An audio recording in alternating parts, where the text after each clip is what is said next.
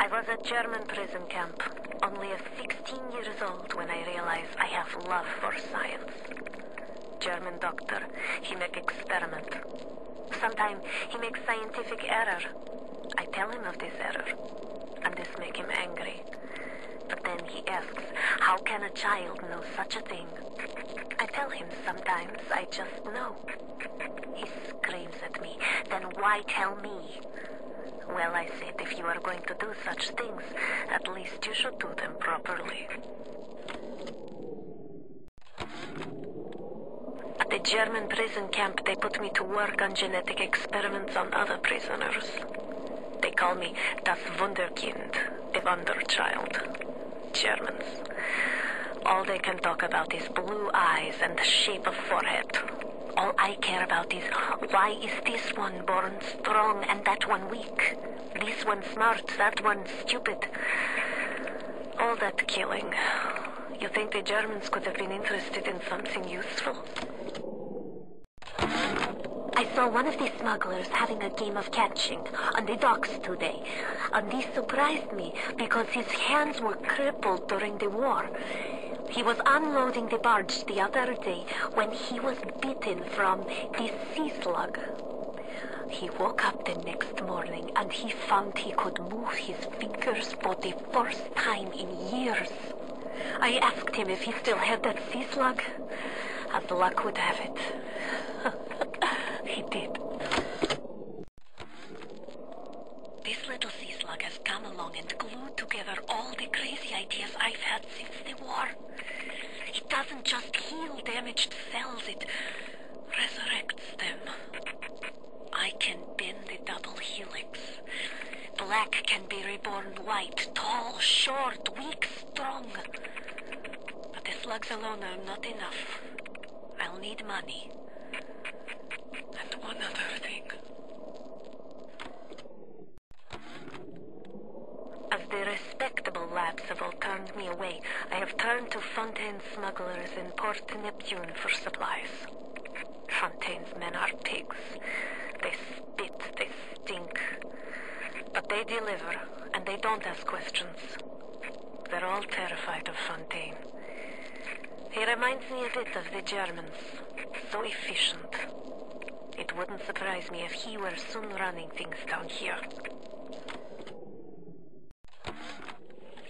The augmentation procedure is a success. The slugs alone could not provide enough Adam for serious work, but combined with the host, now we have something. The slug is embedded in the lining of the host's stomach, and after the host feeds, we induce regurgitation. And then we have 20, 30 times yield of usable Adam. The problem now is the shortage of hosts. Fontaine says patience, Tenenbaum. Soon, the first home for little sisters will open, and that problem will be solved. What makes something like me? I look at genes all day long, and never do I see the blueprint of sin. I could blame the Germans, but in truth I did not find tormentors in the prison camp, but kindred spirits. These children I brutalized have awoken something inside that for most is beautiful and natural, but in me is an abomination. My maternal instinct. One of the children came and sat in my lap. I push her off. I shout, "Get away from me!" I can see the Adam oozing out of the corner of her mouth, is thick and green. Her filthy hair hanging in her face, dirty clothes, and that dead glow in her eye. I feel hatred, like I never felt before, in my chest, bitter, burning fury. I can barely breathe. And suddenly I know, it is not this child I hate. The children must remain functional to be effective producers of Adam. I had hoped we placed them into vegetative states so they would be more pliable. I find being around them very uncomfortable. Even with those things implanted in their bellies, they are still children. They play and sing. Sometimes they look at me, and they don't stop.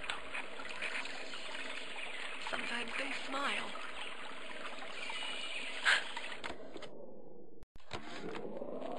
Adam acts like a benign cancer, destroying native cells and replacing them with unstable stem versions. While this very instability is what gives it its amazing properties, it is also what causes the cosmetic and mental damage. You need more and more Adam just to keep back the tide.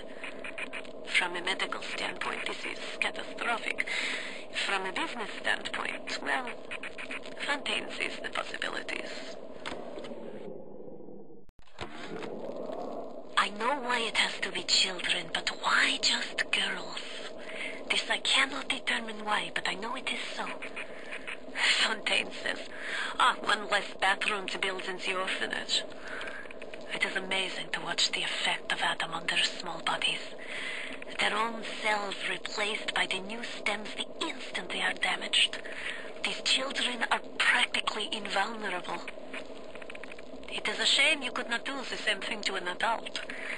There would be quite a market for a man you could not kill.